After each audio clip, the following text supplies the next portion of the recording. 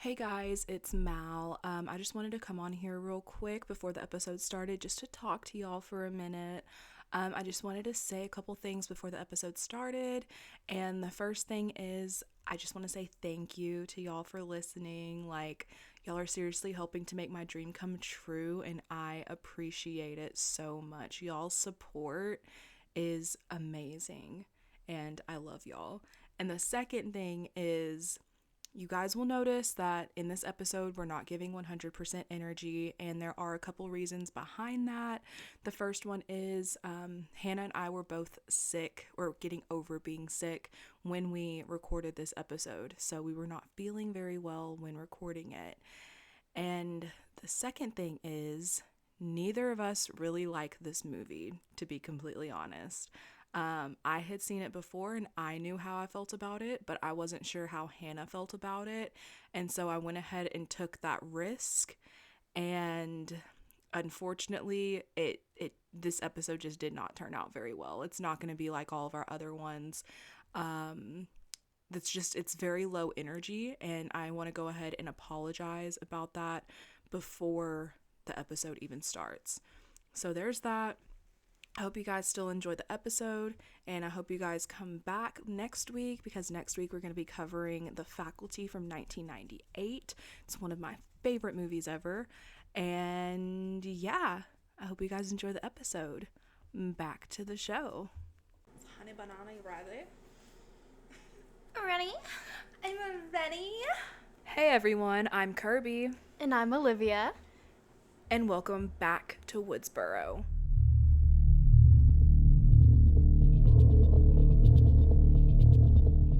We're just kidding. This is actually the Morgue. I'm Hannah. And I'm Mal. How are you doing today, Hannah? I'm doing pretty good. I'm ready for this episode to also be over, but I'm also ready to record it. Me too. Me freaking too. I'm also not ready for it to be over because I want to continue the Scream series, but we're going to be putting it on hold, unfortunately, after this. So because of the strike in Hollywood that a lot of us know about, I don't know what we can and can't cover whenever it comes to newer movies. I'm going to assume that older movies are, open to be able to be discussed.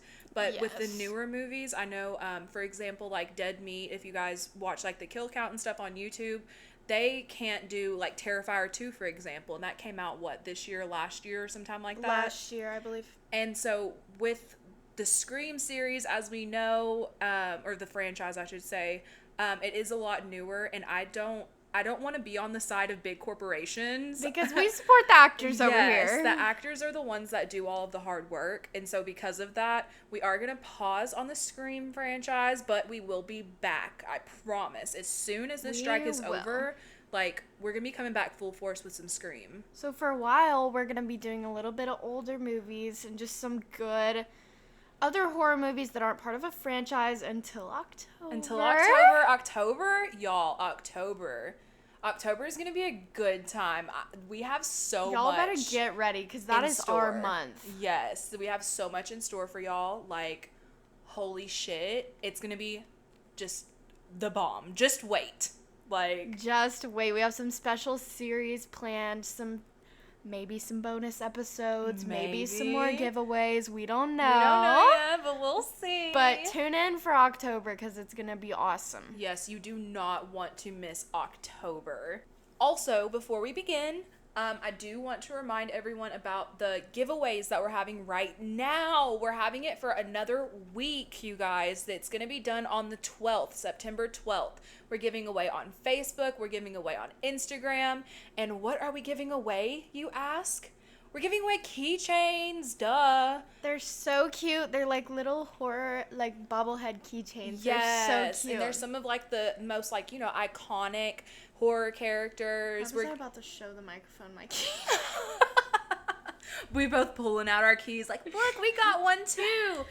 I don't know why I said bobblehead too. They are kind of like bobblehead, they just kind of though. look like it. The look yeah, of they it. have like big heads and they're animated. They're so cute. Yes, and if you go to the Facebook page and the Instagram page, you can see pictures of both of them.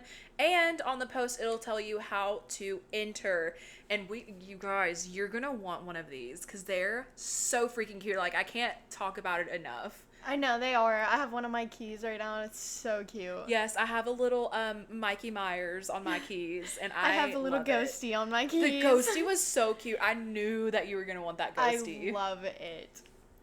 And then another thing, we are still going to be having subscriptions. We're not exactly sure when, just because a few things are going to be going on within the next couple weeks, and so we're just trying to... We'll probably try to launch that maybe like after October. Probably after October. I would say November. We have so much planned. Yes, we have a lot planned for October, you guys. So probably November, around the first week of November or so is whenever we're going to launch those subscriptions. So I hope you guys are excited for that. Our list just keeps growing and growing. Again, we're going to have some awesome movies on there and maybe some true crime episodes, just some bonus things. So you're going to want to make sure to keep an eye out for that. We do still have the poll open to vote on the diss or defense of Cotton Weary, so please go vote. Yes, if you listened to last week's episodes for Scream 3, Hannah did a diss track and I did a defense spoken word for Cotton Weary. So you guys go listen to it, go vote. We'll announce the winner next week. Yes, there will be a poll under this episode. The one on the last episode, unfortunately, has ended by the time you guys are hearing this. So below this episode... go vote, and you better vote for the defense of Cotton Weary. And you better vote for the diss of Cotton Weary. So Scream 4, or sometimes written out as Screeforum, thanks to CZ's World on YouTube, is a 2011 horror movie that tries really freaking hard to continue the story of Sidney Prescott and how Ghostface just seems to pop up around her all the time. And it was written by Kevin Williamson and Aaron Kruger again, and directed by, of course, Wes Craven. And this, sadly, was Wes Craven's last Scream movie. So sad. R.I.P. Wes Craven. He did. Yes. Cameo as the coroner in this one. Yes. And he unfortunately did pass away on August 30th of 2015 at the age of 76, which was really fucking weird because I started these notes on August 30th. I made sure to write it down. I was like, I'm writing these notes on August 30th. It's so sad. But this movie, y'all, it is a total mess, in my opinion. I don't know about Hannah's opinion. It's my least favorite so far.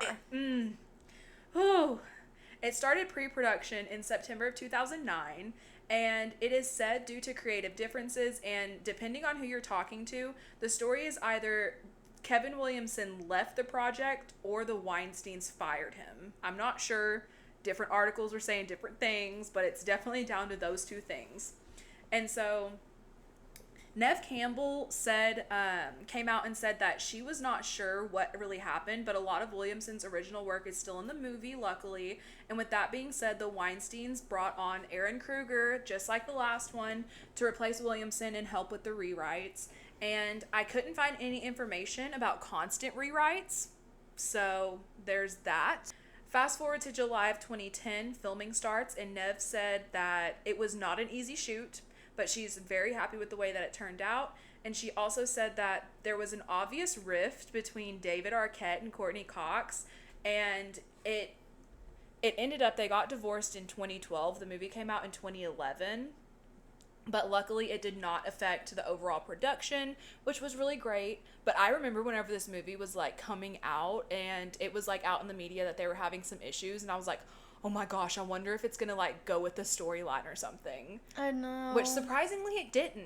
Which I'm just like, okay, you know, usually with their relationship, like, I feel like with the last two movies, it was kind of like a mirror a little bit. Yeah. You know, I felt like the writers were, like, mirroring their actual relationship in a way. I agree. Scream 4 stars Neve Campbell as Sidney, Courtney Cox as Gale, David Arquette as Dewey, Emma Roberts as Jill, Hayden Panettiere as Kirby, Rory Culkin as Charlie, Nico Tortorella as Trevor, Eric Knudsen as Robbie, Allison Brie as Rebecca, and Marley Shelton as Judy. And just a fun fact, this was Emma Roberts' first horror movie. I am well aware of it. And, okay, so I can say, for a long time, I'm going to put it out there now. I don't like Jill, okay? I don't like her character. I really don't like that Emma Roberts portrayed her. I actually got into a bit of an argument with someone on Twitter at one point because I literally was trying to tell them, like, at the time, Emma Roberts was, like, such a, like, I'm not going to say, like, child character, but, like, any character that she played was more or less like a child. Like, I remember the Unfabulous days. And so whenever I watched this movie, like, in my 14-year-old eyes, I couldn't unsee Addie Singer. So, like, it was just really, really hard for me to see her as Jill. And so Scream 4 premiered on April 15th, 2011 on a $40 million budget. And it has an opening weekend box office of $18.6 million and the gross worldwide of $97.2 million. And guess what, bitches? It's still the reigning champ of being the worst Scream movie because it made the lowest amount in the box office. So screw everyone who thinks that this is the best one. Okay? How can you watch the first three and then this one and say, yeah, that's my favorite? Even the fifth and sixth one. The fifth and sixth one outrank this one by miles. And I'm not surprised. This one is just... It's like there's a first story and there's a second story, and this one tried to continue the first, but it was over. It was over. Like, this one, if this one didn't exist, the story would still be fine. Yes, never mind, I'm not even going to say it because Hannah hasn't seen the sixth one. I'm not going to say it. But if this part wasn't in the story, it would be fine, you know? If the second one was cut out, it would not be fine. If the third one was cut out, it would not be fine, you know? Exactly. Just, ugh. It has a runtime of 1 hour and 51 minutes or 111 minutes if you're one of those weirdos.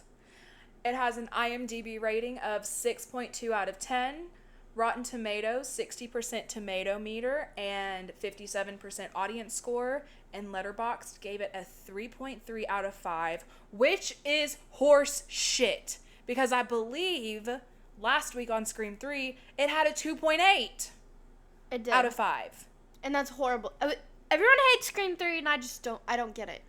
I think really it's literally because people are basing it off of watching it 10 years ago, and it's like, just compare it to the fourth one. It's awful. But Roman was such a good killer, and I don't get why people don't like him. Like, his motive was fire. Everything together. It was so good. His motive was fire. I'm here for it. Like the lost brother. We love that. We love the lost brother. We love figuring out someone's related that we've never seen this person. We've never met this person. Like, that's awesome. Come on now. God, it's just... Oh, this movie gets on my nerves. It gives me a headache. I think that's why I've had a headache for like the past 4 days. Probably. It's gone today, but I think while trying to watch this movie, it just fucked me up. So we open with a phone call to Lucy Hale, and Ghosty's on the other side, and it's a classic, I don't know who you are, so I'm gonna hang up scenario. And Lucy goes over to her friend, Shanae Grimes Beach, who we all know and love from Degrassi. And they're trying to decide what movie to watch. And Shanae is talking about this Facebook stalker dude who she blocked, but he hacked his way back in. Motherfucking red flag. Okay? Don't be talking to people that hack their way in after you block them. Right. That's weird. She tells Lucy about how hot he is and shows her a picture, but it's actually Channing Tatum whenever he was in his Abercrombie days. Like, girl, back in the day, did people really just like send from neck down pictures and be like, yeah, this is me? And people actually believed it? Right, like, even whenever I was younger and on like Tinder and stuff, I never believed that shit. It's like so obvious whenever it's a fake profile. God. Even whenever I was 13 years old on Facebook, I knew what the fake profiles were. Right. And these fucking 16, 17-year-olds can't figure it out. And so the landline rings again, and it's Ghosty again, of course, and he says, "You hang up on me and I'll cut through your neck until I feel bone." Which, big yikes. Ouch. Right. Lucy ends up giving the phone to Shanae, and after saying some obscene shit, she hangs up. And the stalker boy ends up sending Shanae a text saying, answer the phone, and then the doorbell rings. Lucy answers it, and there's no one there until a ghostie pops out behind Shanae, and she is stabbed in the chest. And then Lucy tries to run away, and a second ghostie pops out, and she gets her throat slit. And then we get a title card, but it's actually just fucking Stab 6. I hate these fake out openings. I really do. I am so sick of the fake out openings already, and we're just in the first one. I'm just saying. Yeah, I was gonna say I haven't seen. You didn't watch any of that? Well, I did, but like, this is the only one. So like, I didn't realize that it was like a fake out opening. Yes. You know what I'm saying? Yes, there's that fake out opening, and then there's. Oh. So it's two girlies. It's Anna Paquin and Kristen Bell, and they just watched the opening, and Anna is just not impressed. She talks about how everything is so meta and it's bullshit, and how there's no element of surprise, and how you see everything. But then Kristen stabs her in the gut and says, "Did that surprise you? Now shut the fuck up and watch the movie." I feel you, girlfriend. I would like my friends to shut the fuck up whenever I'm trying to watch a movie. They were watching Stab 6, okay? Okay, I thought this was like in Stab 6. So, the first opening is from Stab 6, okay? And then the second opening, they're watching Stab 6. But we get a title card, and that was actually the opening to Stab 7. So it's That's a movie. so confusing. So it's a movie within a movie within a movie. They made it like 3 layers of movies. So we're watching Scream 4 while our next main characters are watching Stab 7 while those main characters were watching Stab 6.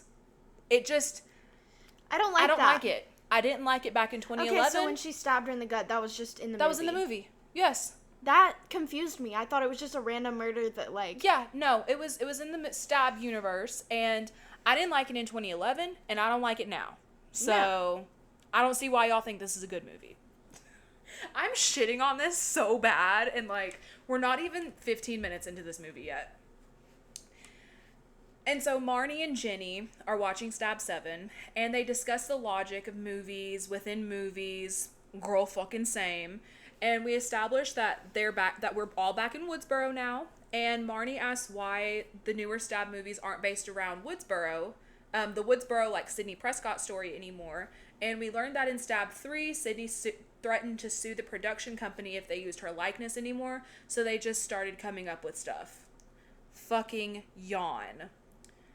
Jenny hears something upstairs, so she goes to investigate, and Marnie thinks that she's playing a trick on her, but Jenny says that she isn't. The landline rings, and Jenny asks if she can go grab it, if Marnie can go grab it, and Marnie answers the phone, and it's ghosty, but it actually turns out that it's fucking Jenny upstairs playing games on her phone by using a voice-changing app. This is some stupid-ass shit, y'all. Marnie then, like, gurgles a little bit on the phone, and then the line goes dead. And so Jenny's like, Marnie, where are you? And she goes downstairs, and the phone is on the floor now. She starts looking for Marnie, and the phone ends up ringing, and it's the real ghosty. And she's actually the first person in all of the Scream franchise to refer to the killer as Ghostface. Because in all of the last ones, they only called it the killer. And so by now, all of the Stab movies are out. And so I guess the Stab franchise is what actually started calling it Ghostface. So there's that.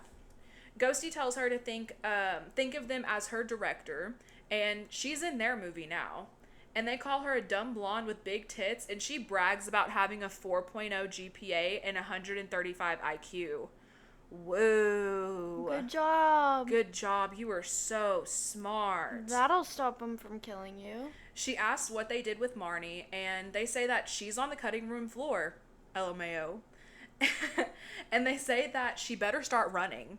Because, boom, motherfucker, Marnie's dead body has been thrown through some French doors, and the chase is on now. Ghosty pops up, and Jenny's 135 IQ ass runs upstairs and into an unfinished addition, I think. But Ghosty's smart as hell and ends up finding her.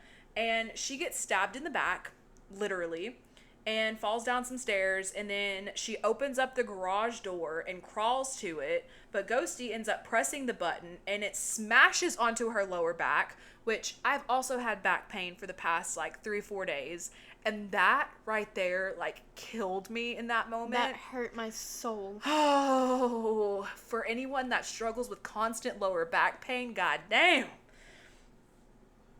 And another garage killing. Yes, another garage killing. This movie, I'm sorry, it's so unoriginal too. I'm gonna point out all the unoriginal parts. Garage killing, number 1. Mm-hmm. She's dragged back in, and Ghosty turns her over, and she screams one last time, all dramatic and shit, and she's stabbed in the chest. And then we get the actual title card. Scree Forum. Woo! And the song Something to Die For by The Sounds plays in the background. And I just gotta say, it is definitely not as iconic as Red Right Hand. And, by the way, this is the only Scream movie that does not have Red Right Hand in it. Which is another reason why it sucks. This is not a good movie. This podcast episode is literally just gonna be us talking about why this is not a good movie. It'll be a diss on Scream 4. So we're back at Woodsboro, and there's Ghostface decor on lamppost in their little downtown area, and I'm actually kind of here for it because those were really cute. I would love for our city to put those up for Halloween. And Sidney and her assistant Rebecca pull up in their little Camry, and Sidney is looking grown. I remember seeing this, and I was like, okay, Sidney, we see you looking grown. Right, she looks I'm like here for it. Whole woman. And okay, guys, this is where I really talk about what I really hate about this movie. The freaking camera lens. Why? It makes the movie literally unwatchable. Why the hell does it look like someone had, some greasy ass fair food for lunch and then decided to wipe the lens with their bare fucking fingers and then a t-shirt over that? It's so smeared. I absolutely hate it. It's like there's this stupid, soft glow on everything. And it's just the absolute worst. And it honestly looks worse than the first movie. It's bad. I did want to talk about... This is 15 years after the first movie, and it looks like this. Right, they should have had some improvement by now. Oh. But I just freaking love Sidney's character because... if you, see this, and, yeah, she looks grown now, but, her character development from the first movie of being, a little sad high school girl to now, through all the movies, she knows what she's doing. She's not going to hesitate to kill somebody. She's not stupid, and I love it because she, the way she changed through all the movies is from her so experiences, for sure, because there are some final girls out there that I'm just like, how the hell have you stayed alive this long? Because you make some dumb-ass decisions. But then there's Sidney fucking Prescott, and she's just like, I'm learning from every single experience that I have. Right, in Scream 3 when she goes into a secluded place, into hiding, and she has guns everywhere with her. This girl knows how it goes, and she never expects the killer to be dead, and I love that. If anyone has seen Halloween 2018, she went straight up Laurie Strode in that movie. Living out in the middle of nowhere, having a fucking arsenal of guns. She was not playing around at all. And we love that. We love it so much. I'm so ready for you to watch Halloween 2018. I'm so excited. Anyway, Sidney is now a best-selling author. Yay, good for her. And she's having a book signing in downtown Woodsboro. And we flip over to Dewey, and Gale is in his bed. They're married. And, it's the first Scream movie where they're together in the beginning, and I just love it so much, but at the same time, I'm it's so bittersweet because I knew that, right after this, they were actually going to get a divorce. I know, that makes me so sad. I hate it so much. Please, y'all, I know y'all are probably both married or whatever, please get back together. I loved you guys. Dewey walks out of the house to go to his little SUV, and he's now the sheriff. Yay for him. I love that. Little And Dewey is the sheriff. I know. Growth. He's another character that I love so much that you can see growth with because he was stupid and flustered and everything, and he still keeps all those characteristics, but he's so much better now. Yes, he's more mature about it. He's so much more mature, and he's so much smarter, but he still has that, like, little bit of a... goofy side. Yes, and kind of, like, ditzy side. Yes. Not ditzy, but just, sort of like, not in a bad way, but sort of like a childish manner in a way, but not, like, in a weird way. But I love that. Yeah, I was gonna say, it's not, like, a weird, awkward It makes him, like, way. cute and, like, Dewey, Very and lovable. not just, like, that horrible, like, macho sheriff or whatever that you would expect. Exactly, like, exactly. That's a sheriff that if I was in trouble, I'd be like, Dewey, listen. Right, like, we love him. Like, I would go to him over any of the other cops in Woodsboro, especially Deputy Judy. Exactly. Like, and I love how he's so protective of Sidney. Like, especially in the Yes. first 3, like, staying with her, just making sure, like, and whenever she stays with Tatum in the first one, and she, like, Yes. feels safe because Dewey's there. That just, I don't know, I love Dewey's character so much. I think in one of the movies, I can't remember which one, Sidney sort of called him like a surrogate big brother. Yes. And I'm like, yes, that's so true. I see it. And I love it. So much. I love it. Okay, so back to Dewey. He's getting into his little sheriff SUV, and someone speeds by him, and he yells at them, and it's Kirby.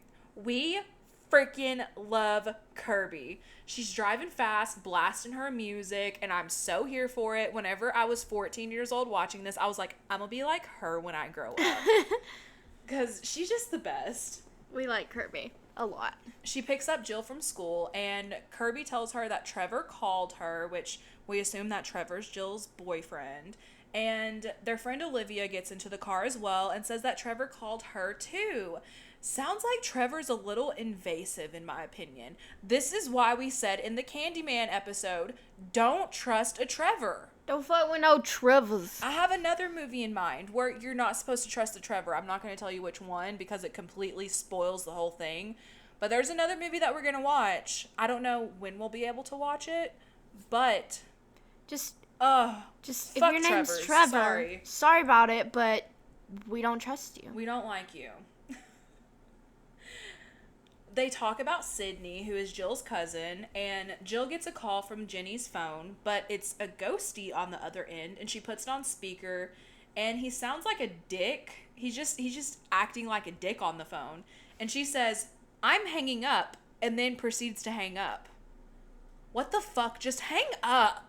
I'm hanging up. I hate it whenever people are like, I'm hanging up, and then hangs up. Just fucking hang up in my face. And they try to do it dramatically. Like, if you're in an argument and someone's like, I'm hanging up. Bitch, That's... guess what? Because you're telling me that you're hanging up, I'm hanging up before you. So you don't have the right, satisfaction like, to do when you it. say, heh, I'm already hanging up. Olivia says that it's weird that Jill just got that call because she also got a call like that from, she calls her Marnie the Carney, which, why y'all calling this girl a Carney? She did not look like a Carney at all. Isn't she dead at this point, too? Yeah, she did, but like, why y'all calling her a Carney? Yeah, that's rude. Rude as hell. As they're conversing, Kirby is not paying attention and almost gets them into a car accident by almost running a stop sign. Damn. That's the one part of Kirby that I never wanted to be. I am a safe driver. Even though, bro, today some weird shit happened to me. I was driving home. I was on my road. And I was going the speed limit and everything. And I have to, there's always this, like, box truck that someone has parked in front of their house. I don't fucking know why.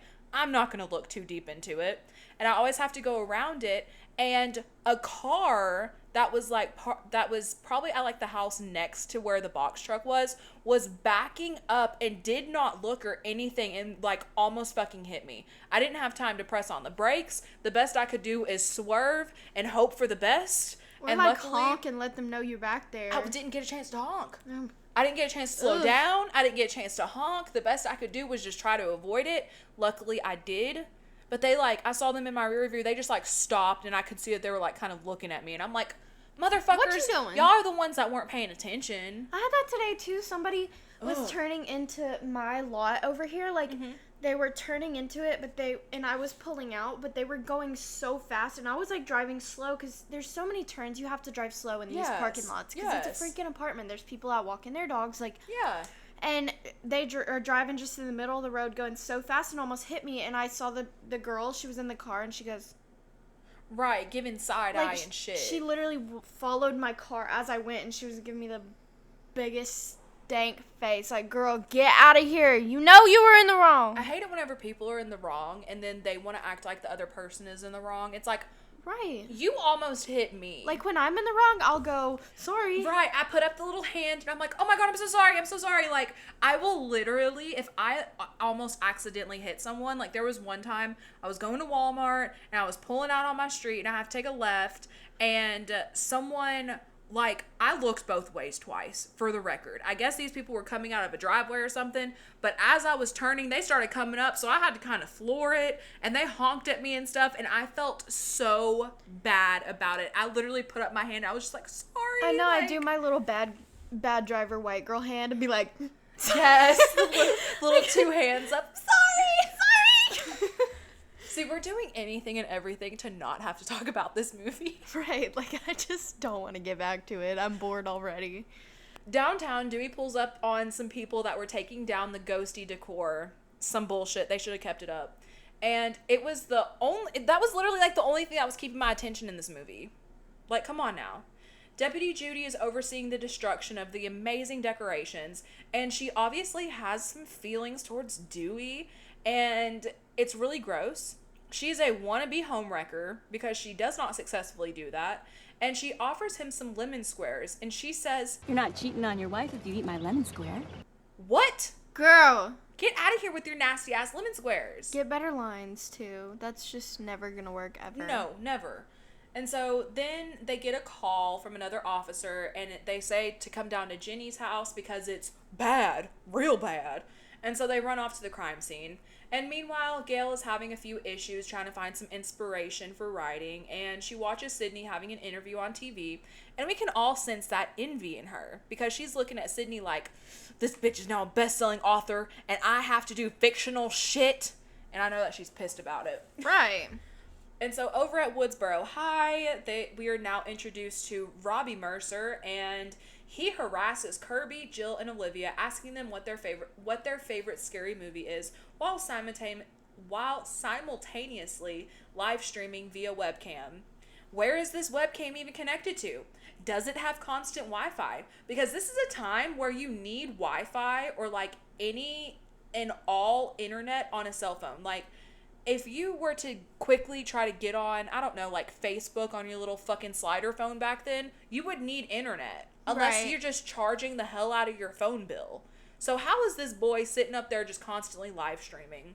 I have a lot of questions. Anyway, Charlie walks over. Or no, I had a better line for that. Anyways, Charlie Walker walks over. Oh, God. And he ends up chatting with Robbie. And as the girlies walk away, Charlie thinks Kirby was giving him the eye of, I really want you. But guess what? She doesn't. Charlie, sit your ass down somewhere. Be for real. Be for real right now, Charlie. Explain. No, I'm sorry. You ain't that cute. You might be cute to someone, but to Kirby, you ain't that cute. In the hallway, Jill is being harassed by her now ex-boyfriend, Trevor, who allegedly went out with another girl. I'm not surprised. The dude just looks like a dickhead. And when Jill walks away... And his name's Trevor. Right, and his name is Trevor. When Jill walks away, Robbie comes up to Trevor and asks what his favorite scary movie is, and Trevor scares him away like an asshole. And now we're back at Gale. She walks up on Sidney having her book signing, and we get an awful shot of Gale inside. And then there's like this natural lighting coming in behind her, and it hurts my eyes every time I watch that because it's so smeared. I don't know why they looked at this and said, yeah, that's a great filter. Totally. Like, you know, whenever you have in contacts and then one of them gets hella dry and it's a little bit cloudy. Yes. That's how this whole movie is. If you don't get that, be thankful that you don't have to thankful. stick little lenses in your eye every single day and then pry them out at night. Fuck that. I tried wearing contacts whenever I was in like middle school or something, and I hated them. It felt like sandpaper. I couldn't do it. It was itchy. I would go to like rub my eye and the contact just pops out. Right. Like how do you go I've gotten through used life? to them, but I would love to just wake up and be able to see. Girl, me too, but I don't want no LASIK. But sometimes glasses actually, like, bother me and give me a headache sometimes. Like, I wear them every once in a while. But, like, I am a contacts girl, but I would rather just be a wake up and see girl. I feel that. If they could put some sort of, like, permanent contact lens on, I would that love would be that. kind of okay. Like, instead of LASIK where they're going in with Yes. a freaking something on my... I don't do eye stuff, and And I'm the- not letting them do that. The fact that you have to be awake for LASIK, and then it's possible, like, 9 times out of 10, you have to go back for another round. I'm not fucking around with that. I don't like lasers, especially near my eyes. Right, if you're doing something to my eye, you're putting me under. Hold up. Did you ever play with, like, a laser pointer as a kid? Yes. Didn't they always say not to put the laser in your eye? Exactly! So why are we putting lasers in our eyes, people? I just like, glue my contact lenses in or Yes, something. just super glue the bitch onto my eyeball, Right, please. like... I don't need corneas. Just get it Right, on there. Just get it on there, dude. So Sidney approaches Gale, and she says that she's glad that she came. They hug, and it's a warm, cute embrace. But then Dewey shows up, and the whole police department as well. They trace his cell phone from the crime scene to that location, and they hear some ringing outside, and it's coming from Sidney's rental car. Dewey pops the trunk, and there's a ghost face costume, a knife, a cell phone, and blood everywhere. Is someone for real trying to frame Sidney? I guess so. I don't That's know. Either stupid that or as just hell. scare her. And guess what? All that blood was all over her promotional material as well. I just want to know how much money she lost. Right, Like- poor Sidney. That sucks. She been through enough. Back at school, they're in a classroom, and everyone's phone starts ringing, except for Jill's phone. Looking real sus there, Jill. Jill. Am I the only person that just really hates the name Jill? I hate it too. It reminds me for some reason of like Jack and Jill. I don't know why. And for some reason, I never really liked that like nursery rhyme as a kid. I always Right. thought it was stupid. And so I'm like, fuck off, Jill. And Emma Roberts makes me hate Jill even more. Like, I like Emma Roberts Me a too, lot. me too, But, like, the 100%. fact that she's playing Jill, she also does it really well. Where, like, I just hate Jill. Yes. But just seeing Emma Roberts play her, like, I don't know. So Jill! I'm not sure if Jill is supposed to be likable or not. I'm going to assume not. But Emma Roberts, I do love me some Emma Roberts. Whenever she was on Scream Queens, I loved her as Chanel #1. Whenever she's in all of the American Horror Stories, I love her. She can do horror very, very well. I just fucking hate Jill. Anytime I read her name, I just want to be Jill. I'm sorry. If your name is Jill, I don't like you. I'm sorry. I'm sorry. The Jills and the Trevors. And so Olivia announces to the teacher that Jenny and Marnie were found murdered. Big yikes. And the news stations start rolling in, just like in the OG movie. And so at the station, Gale ate one of those lemon squares. And she walks up on Deputy Judy, standing in front of Dewey's office. Gale asks, "What are you gonna do? Arrest me, Deputy Judy?" And Judy says, "If it comes to it, shots fired." Judy, shut up. Gale kind of goes off on her and says that she doesn't mind that she's working with her husband or that she bakes him those cute little treats, but if she's gonna start acting like him, she ought to put a mustache on because she sounds ridiculous. LOL, Gale still has it. Per Gale. And so Gale tries to open up the door, and Dewey runs up and opens it and sends Sidney on her way so he can talk to Gale. Gale says that she has the right to be there, especially if there has been another murder. And Dewey pulls her inside the office and says that that info's not public. But Gale is like, "Dude, it's all over the internet. The fuck are you talking about?" And Judy interrupts, and she's like, "I think she wants to be a part of the investigation." Bitch, Judy, shut up. Gale is And the Gale investigation. Gale says, "Are you familiar with the term, 'I wrote the book on this'?" and slams the door into Yes! her back. I'm here for it. Gale and Dewey argue a little bit, and Dewey's kind of treating her like the media, and Gale reminds him that they both helped to solve this 3 times, but Dewey's like, "I'm the sheriff now, Gale." And Gale says that she's going rogue, and she leaves and tells Judy that her lemon squares taste like ass. And I bet you they do taste like ass. Judy with her lemon squares. Judy. Oh man, what is that? What is that movie? Oh, if you've ever seen Sleepaway Camp. Fucking Judy with the ponytail and the curling iron. That's a good one. That's a good one. Bonus list? No, that's not even bonus list. That's like main list for Okay. sure.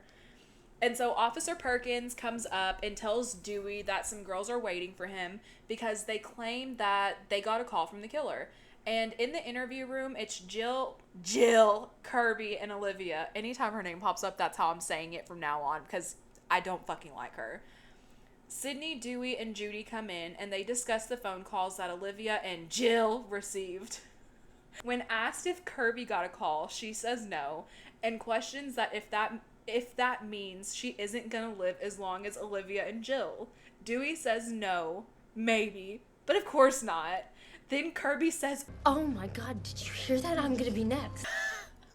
I'm sorry, that's like one of the funniest lines in the movie. That just tells you how unfunny this movie is. Oh my god, did you hear that? I'm gonna be next. Like, what? That ain't even that funny. It's just the way that she said it. Sidney says that she should leave town, but Judy says that that's not possible due to the ongoing investigation. Shut the fuck up, Judy. And Dewey apologizes but reassures her by telling her that she's going to have a 24-hour police surveillance. Doing good, Woodsboro PD, doing good. Outside, Rebecca is being obnoxious on the phone, but spots Gale and comes up and basically fangirls more than Debbie Salt did in the second one. And it's very embarrassing, and I feel that secondhand embarrassment, and she should have stopped while she was ahead. Back at Jill's house, Kirby, Jill, and her mom are in the kitchen talking about Sidney.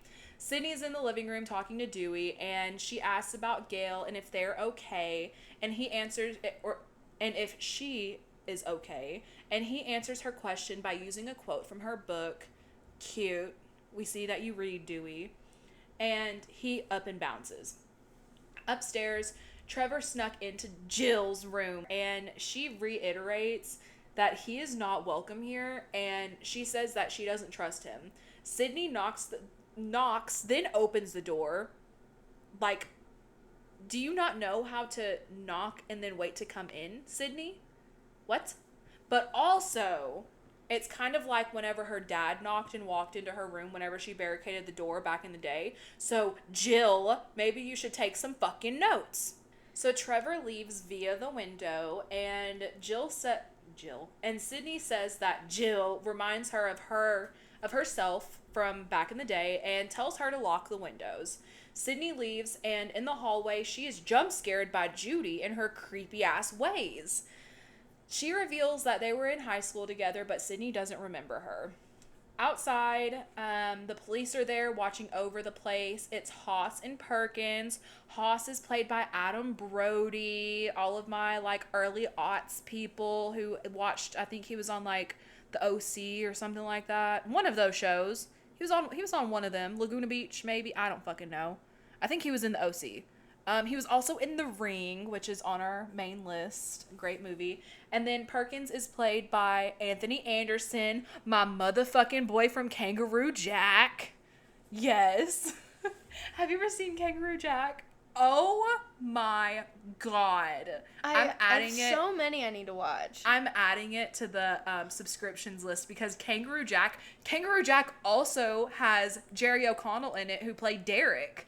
Okay. Yes. We need an actual list because we I need just to write add it down. stuff all the time, I know, and I it's need to write it probably down. 18 million things by now. Probably. They see Olivia pull in and they make some nasty ass remarks like she's underage, guys. You're the police force. In Jill's room, Jill and Kirby are watching Shaun of the Dead, one of my favorite horror comedies ever. And Kirby gets a phone call from Olivia. Olivia says that her mom isn't home, but she's going to be next door just chilling, alone, and for Kirby to call her tomorrow. Jill tries to prank call Olivia, but doesn't do a great job, and Trevor ends up calling, I guess, on Jill's phone. Trevor, chill out. Right. Stop calling her. And Kirby answers it. But it's actually Ghosty. They say that they want to talk to Jill and that it's not Trevor. Kirby thinks that it's Trevor messing around and asks if they're going to ask her a question, you know, like the ghost face in the movie. And the ghostie on the phone asks how the movie's going. And Kirby asks what movie. And they say Shaun of the Dead. Dun dun dun. How the fuck were they supposed to know that? Keep in mind, like, this person has been also whispering the entire time that they're on the phone. And so Kirby asked how they knew that. And they said that they were standing in the closet. So Kirby's like, I'm going to open up this motherfucking closet because I don't give a fuck. And she opens it up and there's nobody there. And the killer says, I never said that closet. And pops out and attacks Olivia. Where's Damn. Jill? Jill is over there with Kirby. They're at Jill's house and then Olivia lives next door. Oh, yeah. I was thinking that Olivia was with... I got them mixed up right there. You're fine. I can't even keep track of this movie. I know. It's so hard. She gets cut quite a bit and is quickly dead. And Homegirl did not put up much of a fight. I will say that. She just kind of gave in to death.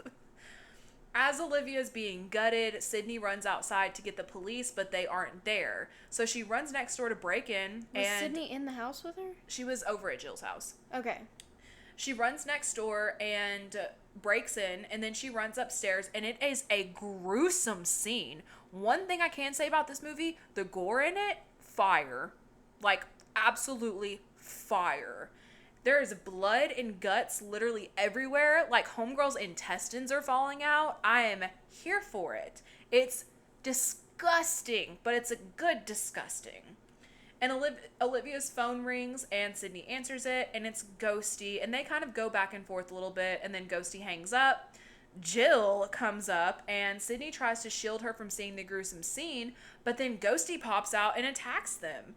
Jill gets a small cut on her arm, boo fucking who, but Sidney puts up hell of a fight, and it ends up with Ghosty getting kicked in the face. Hell yeah for Sidney, whooping some ass and taking some names. As the police barge in, this motherfucker is already gone, and Trevor runs up and tries to comfort Jill. I was mad suspicious of Trevor. Fuck off all the way, Trevor. Fuck off. Just fuck off. When Sidney walks out, there's some neighbors outside, like, standing there and yelling at her, telling her that it's all her fault and that she's just like her mother. Y'all don't know this woman. Leave her alone. Her and Jill end up getting a ride to the hospital to get looked at. And meanwhile, Robbie and Charlie show up outside of the hospital, and they're being little fucking douchers talking about how Olivia would never sleep with them, and now she's dead. Boo-hoo, you little fucking virgin shit. Shut up. Right.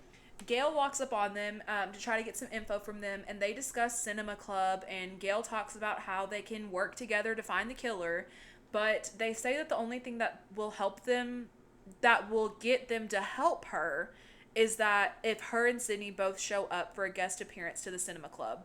Trash. I'd be like, give me some money or something. Right.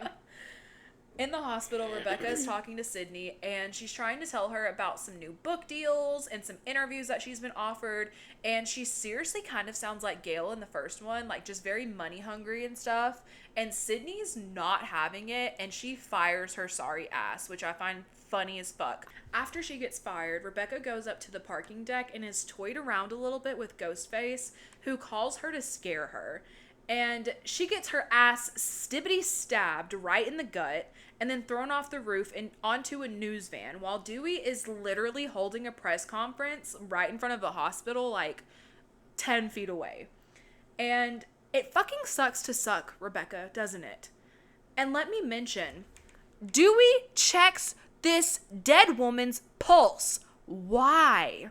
She fell off the top of a building, sir, onto a news van and crushed the news van. Do you really think somebody would survive that?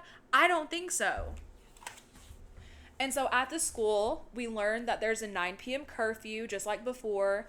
And now we're at Cinema Club, and Sidney has shown up for her little guest appearance, and Gale is there too. And Sidney discusses how Robbie live streams everything, something that he says everyone will be doing in the future, which is kind of true, except people stream from phones instead of bulky ass webcams that are plastered to the side of your face. So, yeah. Charlie says that this is the one thing that the killer is missing, videoing the murders and uploading the murders into quote-unquote cyberspace so your work can be immortal. Dumb, but okay. Sidney asks who they think is behind the murders, and they theorize that it's someone who's obsessed with stab. They say that they're working on less of a shriekwell and more of a scream make. I hate these dumbass terms because, like, I don't understand. But they say that because there are now only remakes, and that's the only horror that studios greenlight, which is completely untrue.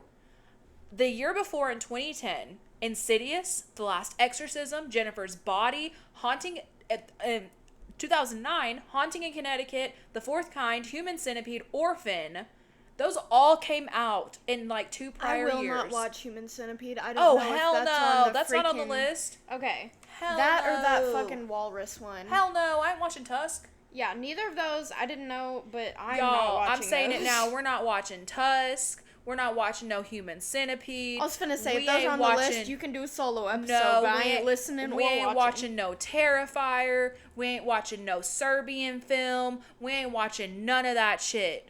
No, don't even ask. No, we're doing classic and good horror. Yes. And not disgusting.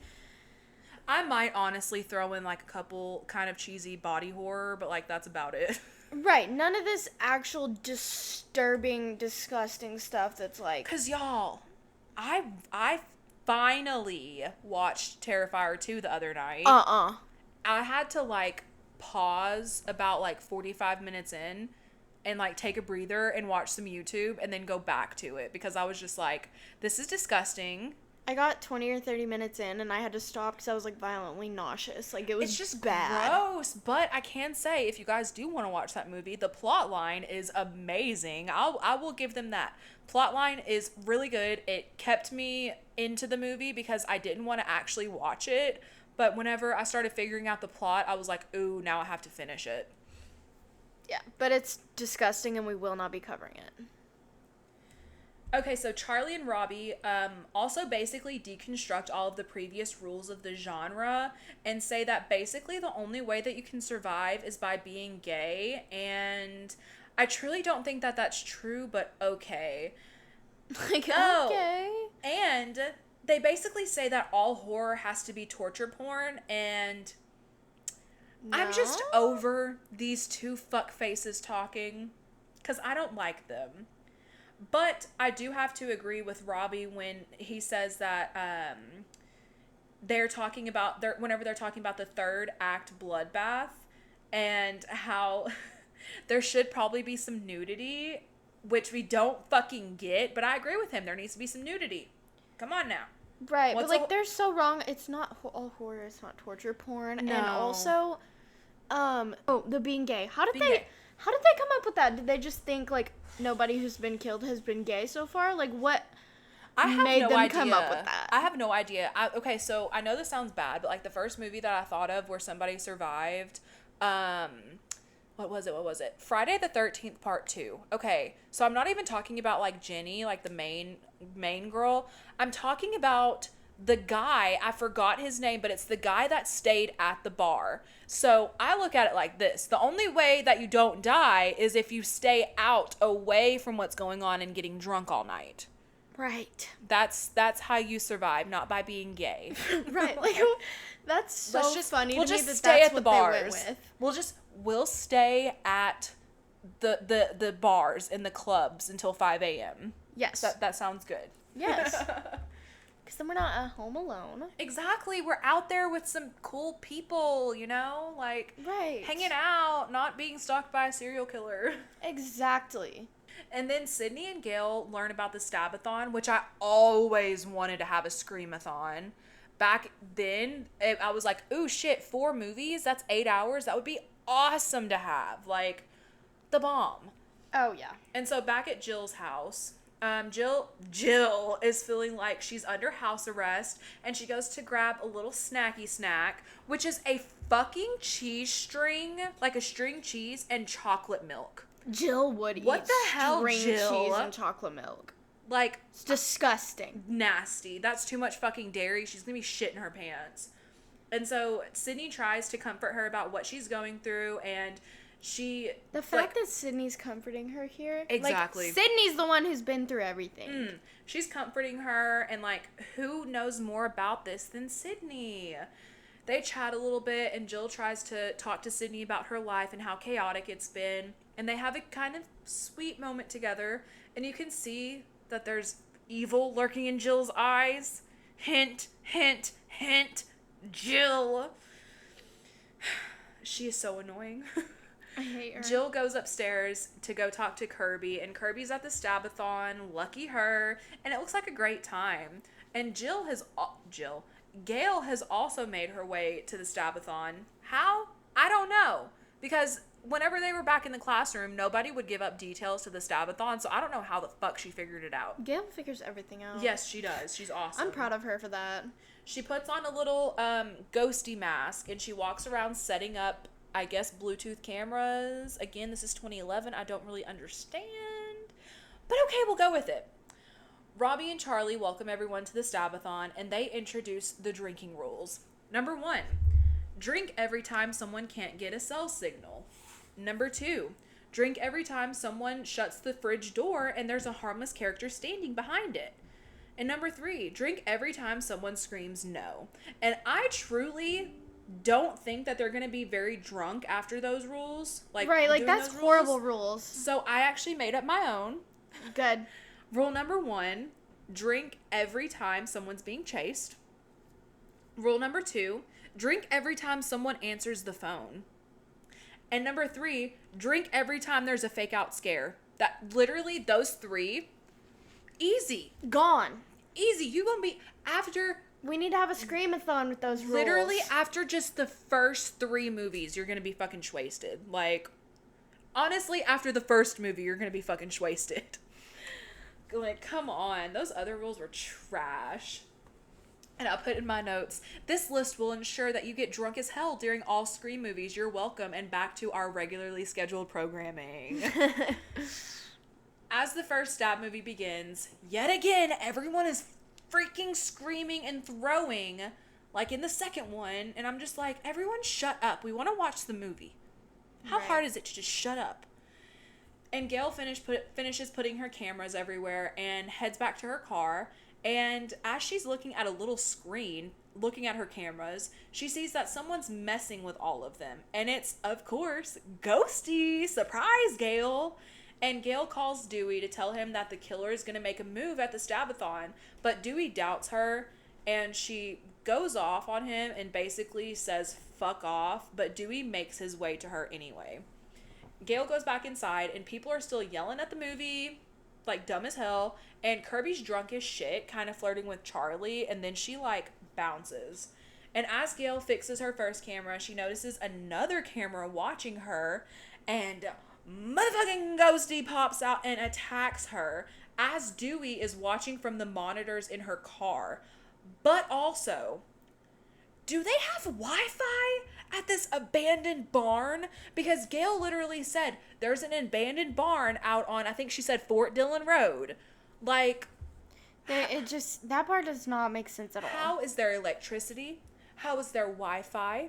I need someone to explain to me. I don't get it.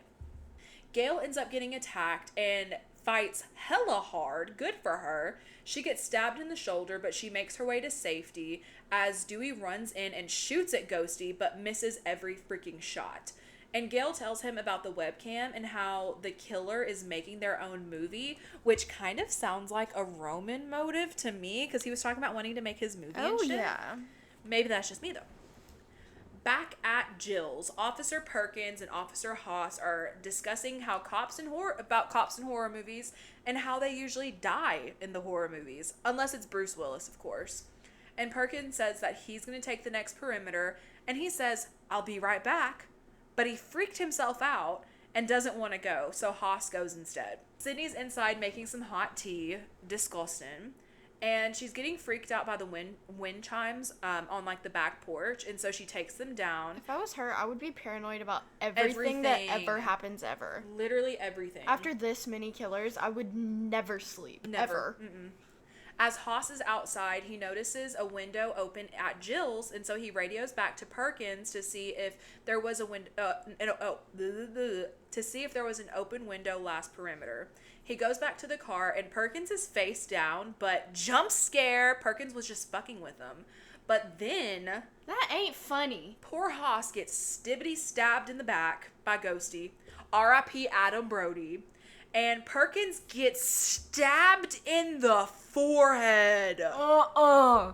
What the hell? And he gets out the car somehow, flails his arms around a little bit, and before he falls to the ground, we get the best line of the movie. He says, "Fuck Bruce Willis." and then falls straight on his face.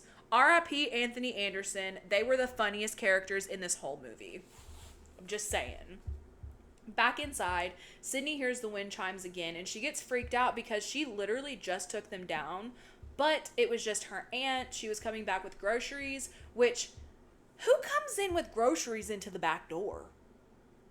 I don't know if it's just me. I'm taking the shortest trip possible. I don't know if it's just me, but it just never logically made sense for you to go through your back door. I don't know, maybe it's because I'm poor.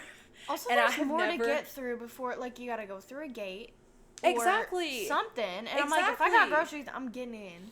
Literally, Quickly. I'm gonna go through I don't know. Maybe it's just because I've never lived in a house that has like a back door that you can enter in through a driveway, but like a front door. That makes sense to me. I don't know. Right. Kate goes back to get more groceries, and the phone rings, and Sidney yells if Jill's gonna answer. She answers instead, and it's Ghosty, and they tell her to turn on the news, and it's coverage about Gale being stabbed. And Ghosty asks if if coming home was worth it, and they hint that her family, aka Jill, might get hurt. So she throws the phone and runs upstairs to see if Jill is still there, but she's not. She did see some messages, though, between Jill and Kirby, saying that she left with Kirby. And so Sidney tells Kate, and Kate tries to call her, but of course... Did Jill just leave her phone at the... I don't know. I don't know where her phone went, to be honest.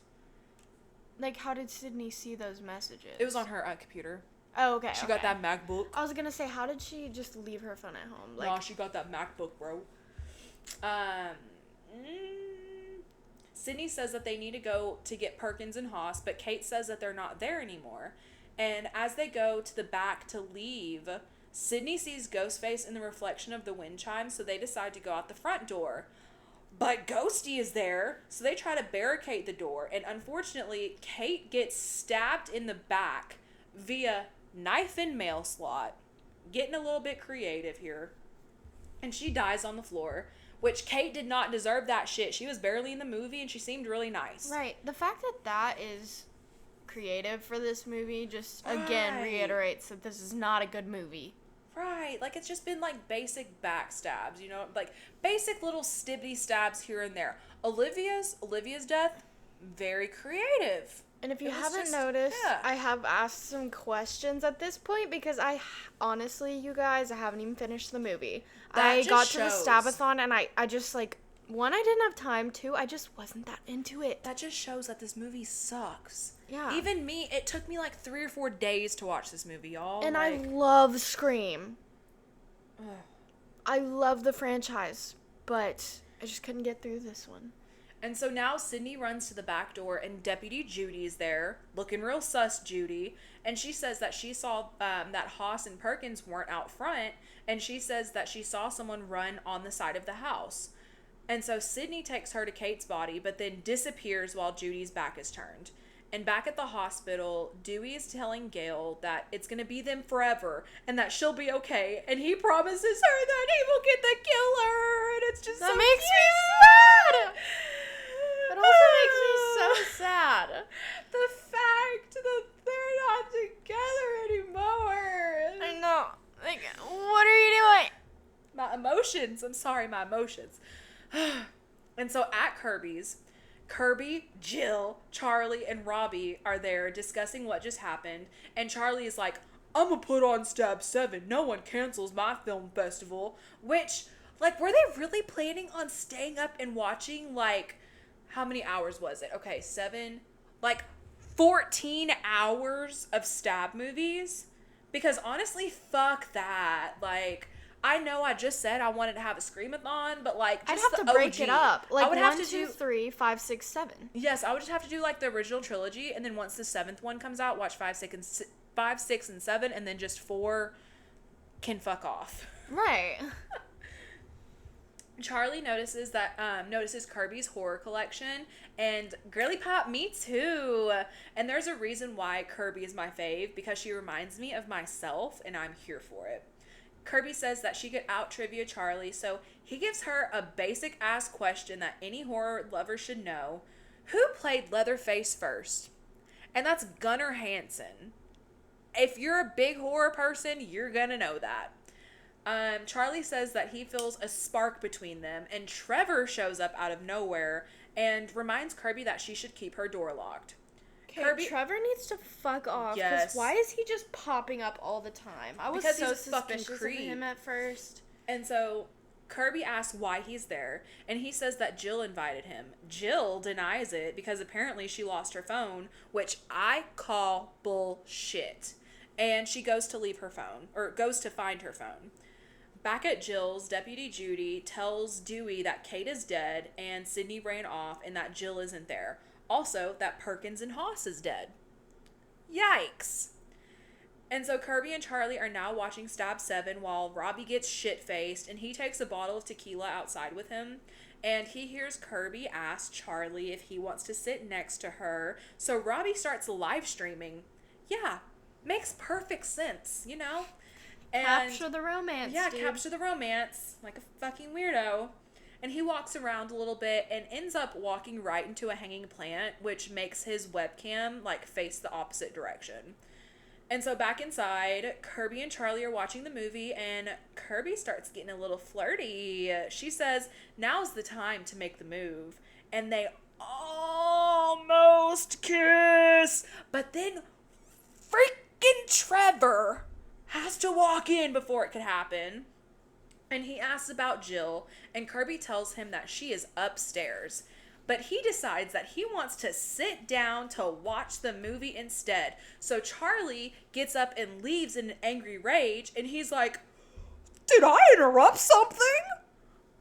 You freaking think? And Trevor makes me so mad. Kirby says, who invited you, Trevor? Which I feel that. Who the fuck invited him? He goes upstairs to go find Jill. And so outside, Robbie is running around and realizes that realizes as he walks up to the front door that his camera is facing the wrong way. He's a fucking drunk ass fucking piece of shit. When he flips it around, he realizes that Ghosty is in front of him, and he gets totally murderlated. But before he dies, he states, I'm gay. If it helps. But guess what? It did not help. That's just so funny to me. And so Kirby is watching the movie alone now, and she hears something off in the distance, so she goes to investigate. Jill surprises her from upstairs and says that she found her phone and Trevor was lying. She asks where Trevor is, and Kirby says that he went upstairs to find her. Weird. Kirby wants to find everyone and goes to open up the front door, and jump scare, it's Sidney. She is there to save the day, hopefully, and she tells Jill that she needs to go with her, but Robbie's bloodied ass decides to join the party and reminds everyone that there's a killer still on the loose. And Ghosty comes up from the shadows, and they start trying to run upstairs to hide, and Sidney and Jill barricade themselves into Kirby's room. Sidney tells Jill to get under the bed, and Sidney goes out to the balcony. She acts like Jill jumped to safety, and she lures him onto the roof. She tries to make a call to Dewey, and she does, luckily, and is clotheslined by Ghosty on the roof and nearly falls to her death. But she lands just fine, and she makes her way back inside. She finds Kirby, and Kirby tells her that she tried calling the police, but the landline is dead and someone smashed the router. But this is 2011. What about 3G? They're so inconsistent with, like, the time period in this one. Yes. And also, a cellular phone, a cellular device. If you have bars, bro, you can make that call. It would have made more sense if she was like, the router smashed, the landline does not work, and I have no bars. Throw that extra piece in there, please. Because not having a landline or a router does not make any fucking sense. They go down to the basement to hide, but Charlie comes banging on the basement door. Like, there's like an exterior door leading into the basement, and he has blood on him, and he says that it's from Robbie. Sidney says that if you can't trust him, don't open the door. So the only smart thing to do is Kirby tells Charlie to get away from the door. Sorry, Charlie. As they watch Charlie, he gets snatched by Ghosty, and the exterior lights go out, which, again, I don't know if this is me, like, not being wealthy. Do they have exterior switches to turn off these lights? Because my outdoor lights switches are inside. Also, I love Sidney for that, saying, like, don't let him in. Don't let like, him in if you even don't though trust he's him. one of their Yeah. friends, like, don't let him in. She's figured out, like, you cannot trust anybody. And I love it. And so the lights come back on, and Charlie is tied up a la Steve from the first one. Not original. And they get a call from the killer, and Sidney says to keep the killer on the phone and that she's going to go get Jill. The killer asks Kirby if she likes horror movies just as much as Charlie does, and he asks some pretty, like, basically he says, answer these questions and Charlie will live. And he asks some pretty basic questions like, what's Jason's weapon? A machete, duh. Michael Myers' weapon, a butcher knife, duh. Leatherface, a chainsaw, duh. Freddy Krueger, razor hands, duh. And then we get to the multiple choice question, which is which one started the slasher craze? Halloween, Texas Chainsaw, Last House on the Left, or Psycho? Kirby says Psycho, but unfortunately that was a wrong answer because it was a trick question. It was actually Peeping Tom from 1960. Yikes. Kirby begs for another question, which is I should say this. The killer starts to say the question, name the remake of the groundbreaking horror movie in which the villain, and she cuts him off and just starts going apeshit, just naming all these different movies. Halloween, Texas Chainsaw, Dawn of the Dead, The Hills Have Eyes, Amityville Horror, Last House on the Left, Friday the 13th, and A Nightmare on Elm Street, My Bloody Valentine, When a Stranger Calls, Prom Night, Black Christmas, House of Wax, The Fog, Piranha. And she assumes that she got the answer right, and that's when she goes outside to untie Charlie. But Charlie has different plans. He stabs Kirby in the gut twice because he's sexually frustrated and feels like she owes him something or some shit like that. And he is such a whiny bitch. And while all this is happening, Sidney went upstairs and realized that Jill is nowhere to be found. Sidney's back downstairs and realizes that Kirby is nowhere to be found. And then Charlie pops up from behind, and she's able to run off a little bit, but then gets stabbed in the gut by a ghosty, which, if you guys didn't already figure out, is fucking Jill.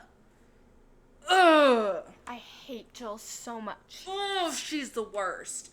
They reveal that they have been videotaping all of the murders, which makes them fucking weirdos, and that they're going to upload them and make it all traceable to Trevor.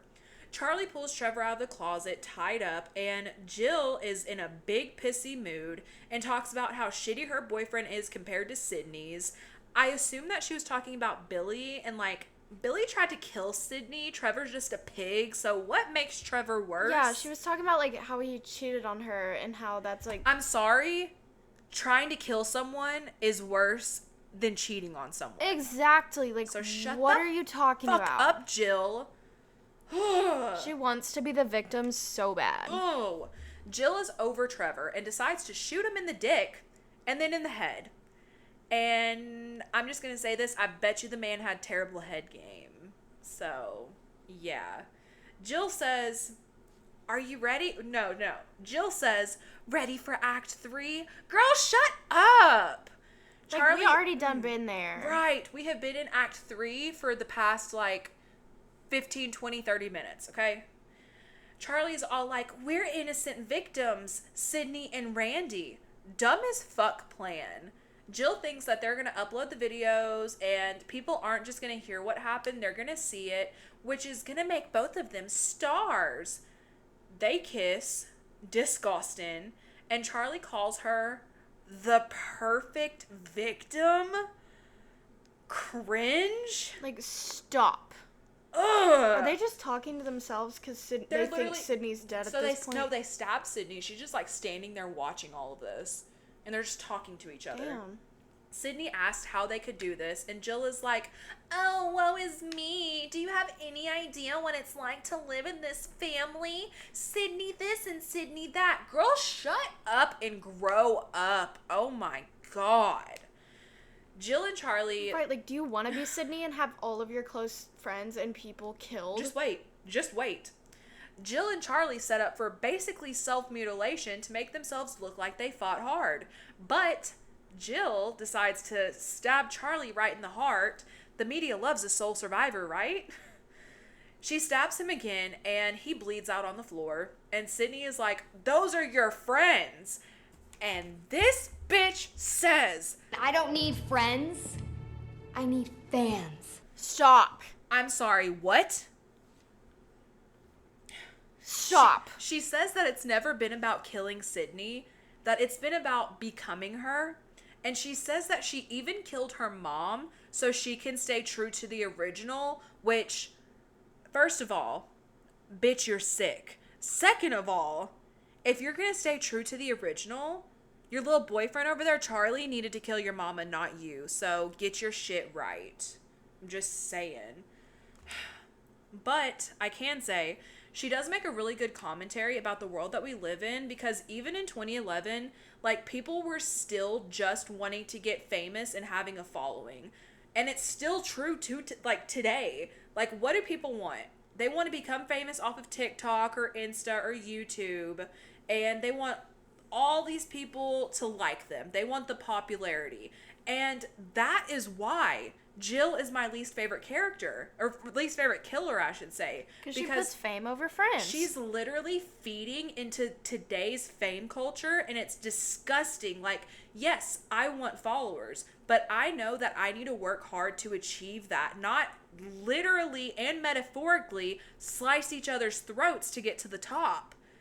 It's just so annoying. And so, anyway, Jill blah-blahs for a little bit before stabbing Sidney again, and Sidney falls to the floor, and I guess Jill thought she was dead.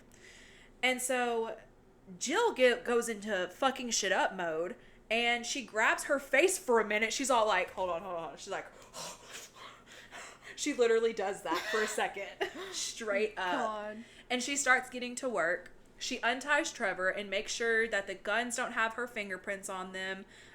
She has Trevor's dead hand scratch her face, so there's DNA on him. She has his dead hand grab a clump of her hair. Fucking ouch. She also shoves a knife into her shoulder herself. She walks up to a wall and shoves the knife into her shoulder. She pulls it out, and then she throws herself into a big ass glass picture on the wall, and you would think she'd be done by now, but no.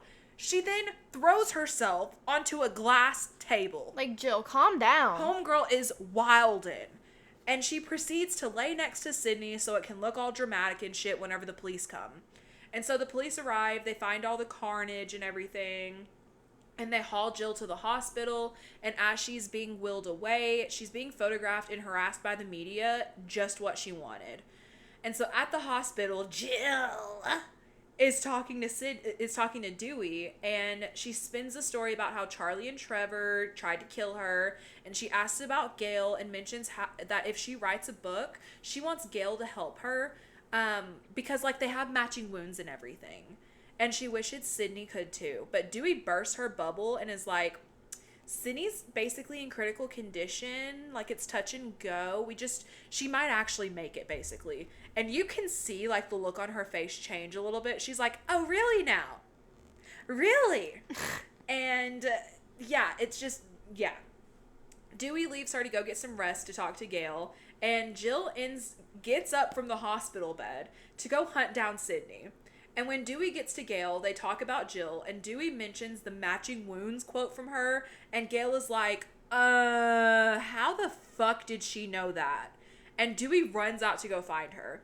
And so in Sidney's room, she wakes up, and Jill is like, who are you, Michael fucking Myers? That, funny. That's I love funny. that. That's funny, Jill. I'm gonna give you that one. Since, of course, Sidney won't die. And Jill jumps on her bed. You said what? Per Sidney. Right. And so Jill jumps on the bed and tries to strangle Sidney. But Sidney, of course, knows that's self-defense. And Jill, like, pushes on Sidney's wound. Ouch. But Sidney throws her off of her. And they whoop each other's asses for a minute until Dewey comes up. And Jill hides in the closet and knocks Dewey out with a bedpan, okay? At this point, Sidney's, like, on the ground, like, hurting real bad. And Jill takes Dewey's gun while he's knocked the fuck out. And Gale runs up, and Jill is like, I'm gonna have you at gunpoint, bitch. But then Deputy Judy comes up and saves the fucking day and pushes Gale out of the way right as a shot is rung off from fucking Jill's gun. And so Jill forces Judy to hand over her gun. And Judy gets a bullet to the chest. And while all of this is happening, Sidney is kind of getting her bearings real quick. And Jill gets Gale to come out, and she's like, Get your skinny ass out here. and Gale is like, can I just have one final word before you blow my fucking head off? And she's like, what is it? And she says, clear. And Jill is caught slipping and is like, clear? What the fuck does that mean, clear? But Sidney comes up from behind her and is like, clear, and zaps her in the head with a defibrillator. I love that so much. Yeah. Hell yeah. And Sidney says, You forgot the first rule of remakes, Jill. Don't fuck with the original. and Dewey wakes up. Sidney and Gale check on him, but as we all know, Jill is like, I ain't dead yet. And Jill comes up from behind, but Sidney has done this before and shoots her right in the forehead. Again, love Sidney. Love Sidney. From the other side of the room, Judy wakes up and they're like, how are you alive? And she bursts open her shirt and she says, wear a vest, save your chest. And then just like passes out on the floor. And then Gale runs off to get a doctor and Dewey calls in what just happened. And so outside, there are news anchors everywhere talking about how much of a hero Jill is, but they're going to have to redact the fuck out of those news reports because damn. And the movie ends. Thank freaking goodness. Ugh. And so that was the grueling Scream 4, everyone. That was painful. How are you feeling over there, Miss Quiet? Bored. Yeah, me too. I'm sorry if this episode was boring. This was just a boring ass movie. I apologize. To everyone that says that they love this movie. How?